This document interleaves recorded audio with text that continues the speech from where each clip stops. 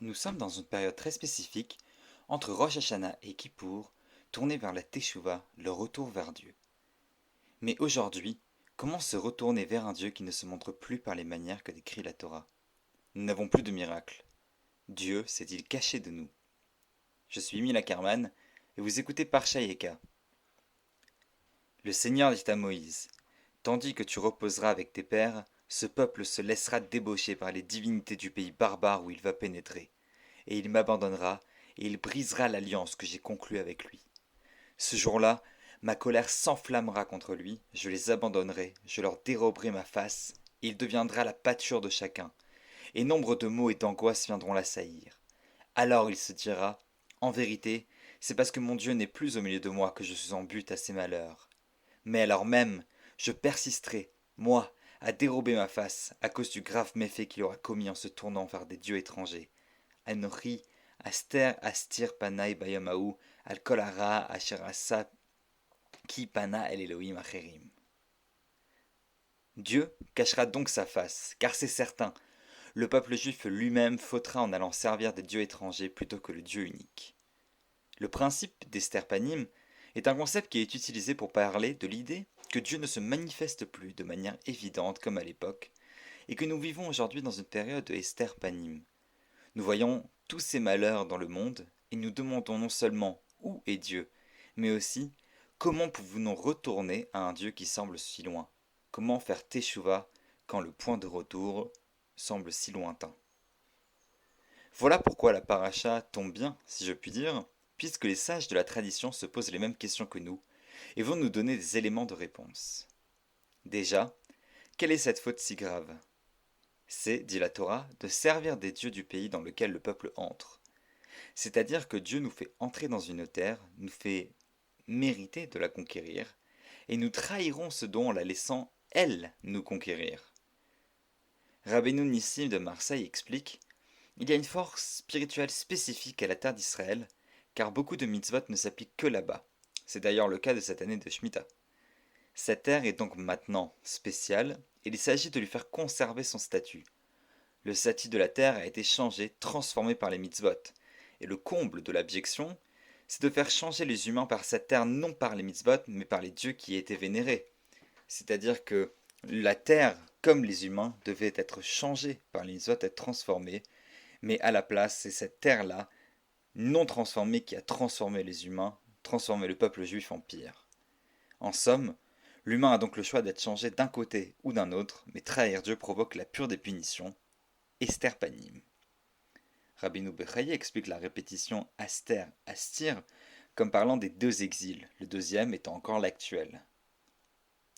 Mais que peut-on comprendre de ce Esther Panim? Déjà, c'est une action, c'est-à-dire que ce n'est pas Dieu est caché, mais Dieu qui se cache activement. Les sages ont interprété cet acte de différentes façons. Dans le Midrash Echa Rabbah, un ange demande à Dieu de ne pas pleurer les fautes du peuple juif en public, car cela ne sied pas à Dieu, et propose de le faire à sa place. Ce à quoi Dieu répond: si tu ne me laisses pas le faire ici, je devrais aller dans un endroit où tu ne peux pas aller, et mon âme pleurera de manière cachée. Dieu doit aller se cacher pour pleurer nos fautes. Et dans le Talmud, dans Chagiga He Amudbet, les sages citent un verset de Jérémie qui dit: et si tu n'écoutes pas mes reproches, mon âme pleurera en secret. Ils interprètent le verset en disant: Dieu a un endroit qui s'appelle secret. Il est un endroit en Dieu qui s'appelle secret. Un endroit, c'est-à-dire dans lequel Dieu se retire en secret pour pleurer nos fautes.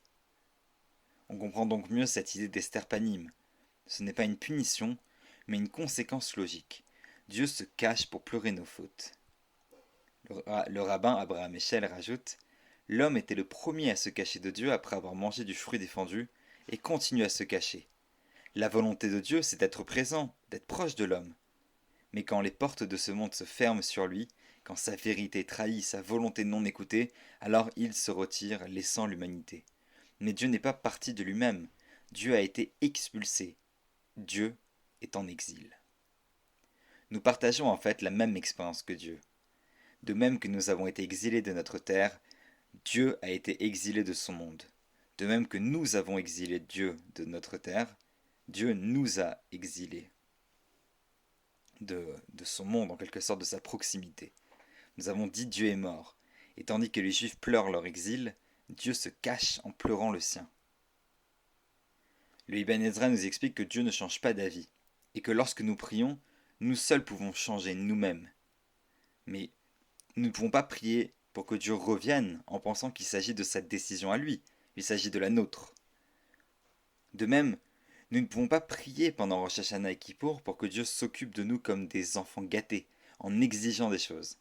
Pour Rabbeinu Nissim de Marseille, le problème de Esther Panim est le problème de la Hashgacha, de l'intervention divine dans ce monde. Ici, nous voyons qu'elle est directement reliée à nos actions, non pas en tant que récompense-punition, mais plutôt en tant que action et conséquence. Si nous ne nous attachons pas à la terre que Dieu nous donne, si nous ne la sanctifions pas, c'est donc certain que cette terre devient comme les autres, soumise aux aléas de la vie terrestre. Si nous ne nous attachons pas à Dieu, à sa volonté, alors pourquoi changerait-il les règles du monde pour nous? Par contre, il y a une chose que nous pouvons faire. Nous devons être changés par nos prières. Nous devons transformer le réel pour créer une réalité accueillante pour Dieu. Nous devons lui refaire une place en chacun de nous pour mettre fin à son exil. Shabbat Shalom, Good Shabbos et Shana Tova.